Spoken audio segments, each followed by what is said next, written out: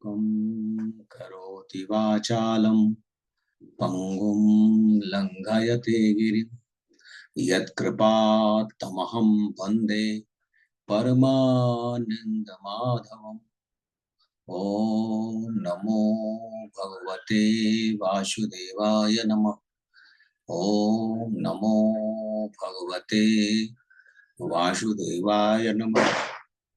ॐ नमो भगवते वासुदेवाय नमः। देवी एवं सज्जनों, गोस्वामी तुलसीदास जी महाराज द्वारा विरचित श्री रामचरितमानस के बाल कांड में निहित कतिपय प्रसंग आपके समक्ष प्रस्तुत करने हेतु उपस्थित हूं। सुधी श्रोतागण, मर्यादा पुरुषोत्तम प्रभु श्री राम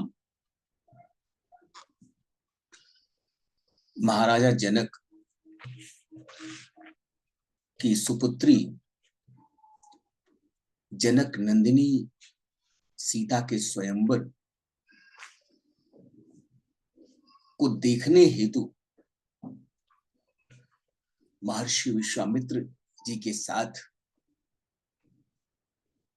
मिथिला नगरी में पधारे हैं।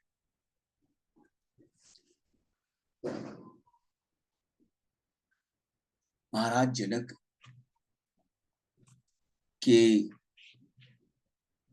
बगीचे में प्रभु श्री राम एवं जगत जननी माता सीता का आमना सामना होता है। वे इस सृष्टि की शक्ति हैं, आदि शक्ति हैं, श्री हरि विष्णु की प्रियतमा है। मानव स्वरूप धारण करने के कारण विवाह जैसे सामाजिक विधान में, सामाजिक बंधन में बंधने की अनिवार्यता है। माता सीता पार्वती जी की उपासना करके अपने लिए मनोनुकूल वर श्री राम जी को प्राप्त करने की कामना करती हैं। माता पार्वती से आशीर्वाद लेकर वे अपने महल की ओर प्रस्थान करती हैं। प्रभु श्री राम भी पुष्प चुनने हेतु उसी उपवन में उपस्थित हैं और वे भी पुष्प लेकर अपने गुरु की सेवा में उपस्थित होते हैं।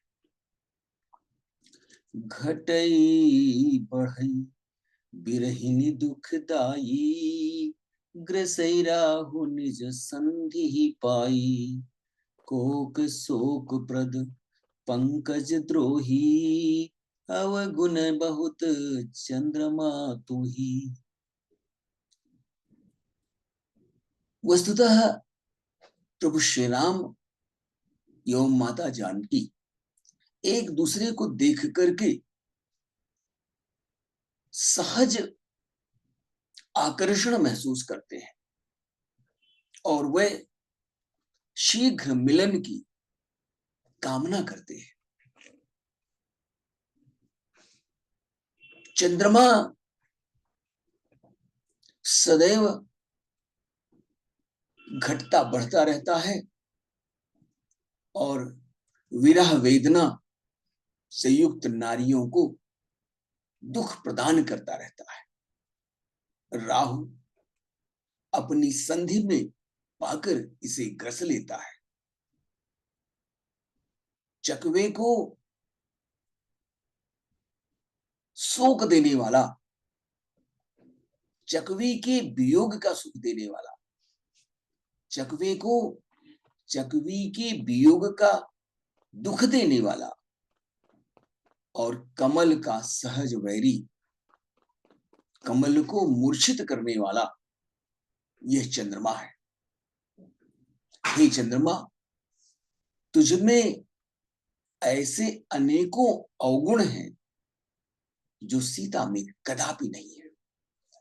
ये प्रभु श्री राम अपने मन में विचार कर रहे हैं, जब उन्होंने सीता के मुखमंडल की तुलना चंद्रमा से की है। चंद्रमा के अनेकों अवगुणों का स्मरण करके वे चंद्रमा से माता सीता के मुख की तुलना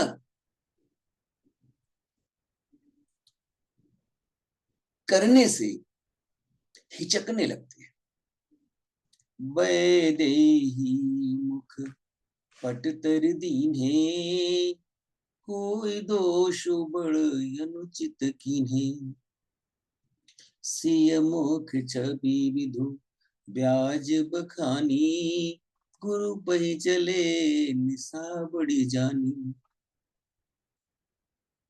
अतः यदि जानकी जी के मुखमंडल की तुलना चंद्रमा से की जाए तो वह अत्यंत पापपूर्ण होगा, अनुचित कर्म करने का दोष प्रदान करने वाला होगा। इस प्रकार चंद्रमा के बहाने सीता जी के मुख की छवि का वर्णन करके अत्यंत रात व्यतीत हो गई ऐसा जान वह गुरु जी के पास चले गए। करि मुनि चरण सरोज प्रणामा, आय सुपाई कीन्ह विश्रामा। विगत निसारघु नायक जागे, बंधु बिलो की कहन यस लागे।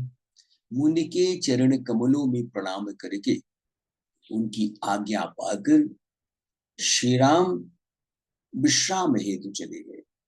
रात व्यतीत होने पर श्री रघुनाथ जी जागे और अपने अनुज लक्ष्मण को देखकर ऐसा कहने लगे, वरुण अवलोकहु ताता, पंकज कोक लोक सुखदाता। बोले लखनु जोरी जुग पानी, प्रभु प्रभाव सूचक मृदुबानी। हे तात, देखो कमल चक्रवात और समस्त संसार को सुख देने वाला अरुणोदय हुआ है। लक्ष्मण जी दोनों हाथ जोड़कर प्रभु के प्रभाव को सूचित करने वाले कोमल वाणी बोले, अरुणोदय सकुचे कुमुद, उडगन ज्योति मलिन। जिमि तुम्हार आगमन सुनी, भय नृपति बलहीन।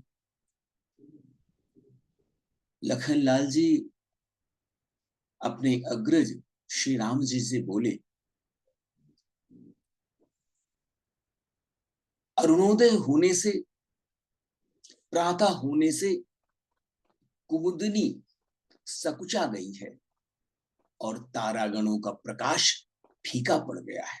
जिस प्रकार आपके आगमन का समाचार पाकर सभी राजा बलहीन हो गए।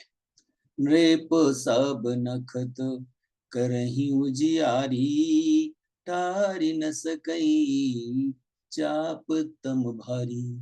कमल कोक मधुकर खग नाना, हर से सकल निसाय अवशाना। सभी राजा रूपी तारे मंद प्रकाश करने वाले हैं। सभी राजा रूपी तारे मंद प्रकाश से प्रकाशित हैं, पर वे धनुष रूपी महान अंधकार को हटा नहीं सकते। रात्रि का अंत होने से जिस प्रकार से कमल, चकवे और भंवरे और नाना प्रकार के पक्षी हर्षित हो रहे हैं, ऐसे ही प्रभु सब भगत तुम्हारे, हुई है टूटे धनुष सुखारे। भानु बिनु श्रम तम नासा, दुरे नखत जग तेजु प्रकाशा। वैसे ही हे प्रभु, आपके सब भक्त धनुष टूटने पर सुखी होंगे। सूर्य उदय हुआ, बिना ही परिश्रम अंधकार नष्ट हो गया, तारे छिप गए, संसार में तेज का प्रकाश व्याप्त हो गया। रवि निज उदय ब्याज रघुराया, प्रभु प्रताप सब नृपन दिखाया। तव भुज बल महिमा उद्घाटी, प्रगति धनु विघटन परिपाटी। हे रघुनाथ जी, सूर्य ने अपने उदय के बहाने सभी राजाओं को आपका प्रताप दिखला दिया है।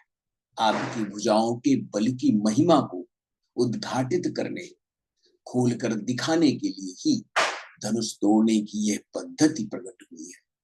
बंधु बचन सुनी प्रभु मुस्काने, हुई सुचि सहज पुनीत नहाने। नित्य क्रिया करी गुरु पही आए, चरण सरोज सुभग सिर नाए। भाई के वचन सुनकर प्रभु मुस्कुराए। फिर स्वभाव से ही पवित्र श्री राम ने शौच इत्यादि से निवृत्त होकर स्नान किया और नित्य कर्म करके गुरु जी के पास आए। आकर उन्होंने गुरु जी के सुंदर चरण कमलों में प्रणाम किया। सतानंद तब जनक बुलाए, कौशिक मुनि पहि तुरत पठाए। जनक विनय तिन्ह आई सुनाई, हर से बोली लिए दो भाई।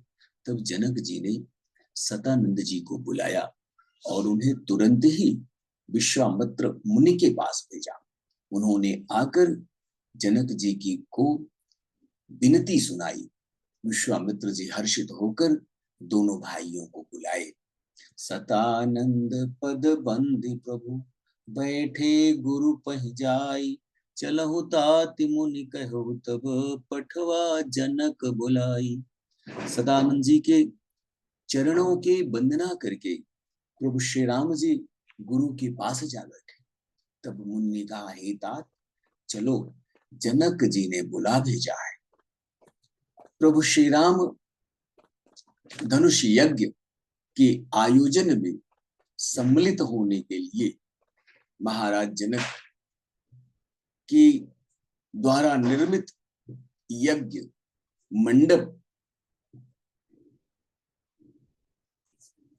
की ओर प्रस्थान कर रहे हैं।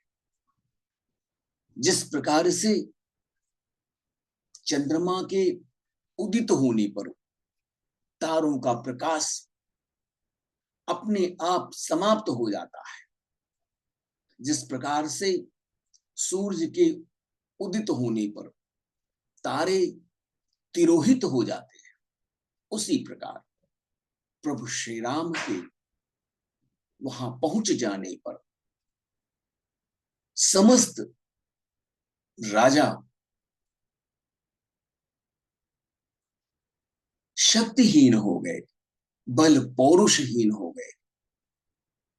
ये मां सीता प्रभु श्री राम के विवाह का अवसर है। इस अवसर पर प्रभु श्री राम की शक्ति जगत जननी माता सीता से विवाह के उपरांत सदा सर्वदा संपूर्ण सृष्टि में मंगल